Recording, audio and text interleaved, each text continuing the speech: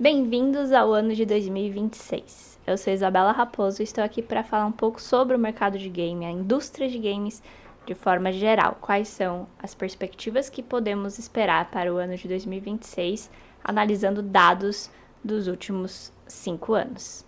Se você já é um gamer de carteirinha, você sabe que a indústria de games nos últimos anos tem se movimentado de uma maneira, se movimentar de forma mais padrão. Então a indústria ela começou a se movimentar de uma maneira que ela está se reorganizando.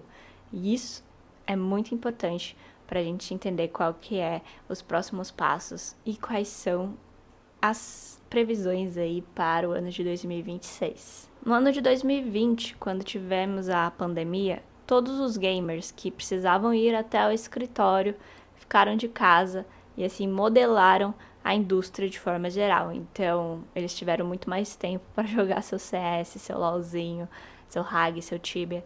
Então, assim, eles começaram a desprender muito tempo jogando, coisa que não se via desde os primórdios de quando começou a bombar esse tipo de indústria de videogames. Então, a partir do ano de 2020, a indústria precisou se remodelar e é sobre isso que falaremos hoje especificamente.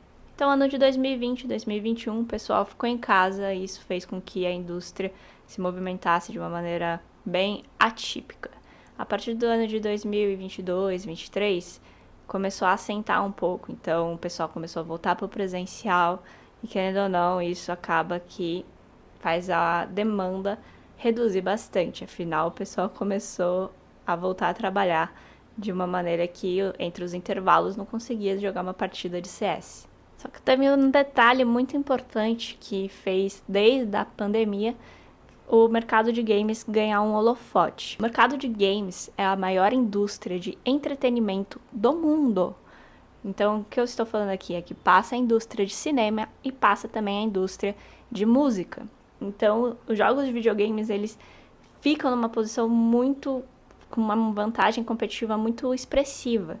O ano de 2025 tem como expectativa que encerre com 187 bilhões de receita. Então, assim, é realmente uma indústria que, além do que, governos começaram a observar de mais de perto, porque isso teve uma mudança estrutural na infraestrutura das cidades, da infraestrutura do país.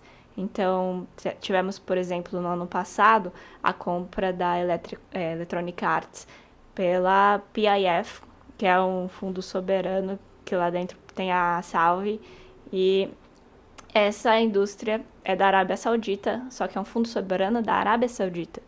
Lembrando que a Arábia Saudita é a mesma que possui os melhores times de futebol e também é onde possui uma das maiores reservas de petróleo. Então é um pessoal que tem muita grana e onde o dinheiro está, com certeza esse pessoal vai atrás. Então não é à toa que eles começaram a investir forte nessa indústria. Outro detalhe super importante é que quando a gente imagina games, geralmente a gente imagina basicamente um nerd com um headset, com seu desktop todo brilhante.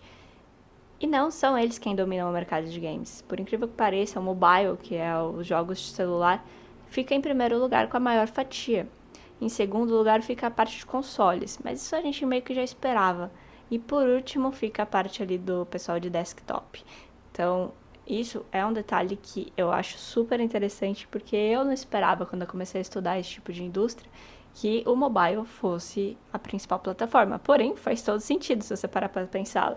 De uma maneira racional, obviamente, que o mobile vai ganhar, porque é a parte mais fácil. E sobre isso eu falo num texto que eu vou publicar amanhã, inclusive vou já deixar o link nos comentários aqui para vocês poderem acessar. E é muito interessante como funciona essa indústria, como que ela é dinâmica, né? Então, você vê que um fator exógeno, um fator extraordinário começa a movimentar a indústria de uma maneira que não era esperada, porém foi um movimento benéfico e isso acabou gerando toda uma movimentação para a indústria começar a se movimentar e olhar cada ponto que faltava dentro do mercado de games, inclusive a parte ali do mercado mais soberano, falando ali do PIF na Arábia Saudita. Porém, como vocês já sabem, ano passado tivemos o lançamento ali do Switch 2. Também tivemos alguns anúncios, como a Valve falando sobre o Steam Deck. Então, assim, a palavra quando a gente pensa em 2026 é consolidação, é convergência. Então, não é só o mercado financeiro, falo isso porque eu sou do mercado financeiro, que também fala sobre essa parte ali de convergência. E então, o que isso significa? Significa que a indústria de games ela está observando muito mais um fator holístico ali. Então, e aqui eu falo também sobre a entrada do cloud gaming, ou seja, o jogador, o player, ele consegue acessar o jogo que ele quer, da onde ele estiver, e isso é uma vantagem competitiva gigantesca. Afinal, a gente está na época da retenção, e quanto mais a sua atenção as plataformas tiverem, mais dinheiro elas recebem. E aqui eu tô falando desse cloud game, tem o Xbox, por exemplo, o Nvidia GeForce. Então, assim, a gente tem alguns exemplos já que estão trabalhando sobre isso, que é os famosos hubs, né? Então, você assina ali e você tem acesso a vários tipos de jogos e aonde você estiver, você consegue acessar. Então, praticamente aquela ideia de streaming começou a pegar muito forte também na indústria de game. E aí o próximo ponto que eu queria falar sobre o ano de 2026 é sobre a Creator Economic, que a gente fala da indústria de games especificamente, né? Então, aquele seu streamer favorito que faz ali conteúdo de games, que do nada começou a ofertar alguns tipos de videogame, algum tipo de jogos diferentes, ele com certeza ele já entra ali na Creator Economic da indústria de game. E isso fomenta muito bem a indústria, porque nada mais te influencia do que seu jogador favorito indicando um jogo que parece ser super legal. Você com certeza vai comprar. E aí o último ponto que eu gostaria de passar aqui para o ano de 2026 é sobre a indústria indie. A gente sabe que os AAAs ainda continuam surfando as maiores ondas. Esperamos aí que GTA 6 saia esse ano ali em novembro, mas os indies também estão ganhando um share bem importante. A gente não pode deixar isso para trás. E quando eu falo de share, o que eu quero dizer com isso, né? Eles estão sim farmando para poder conseguir ganhar espaço. O pessoal, principalmente a parte ali de creator, tem indicado muitos jogos indies. Quem nunca se apaixonou pelo Stardew Valley, né?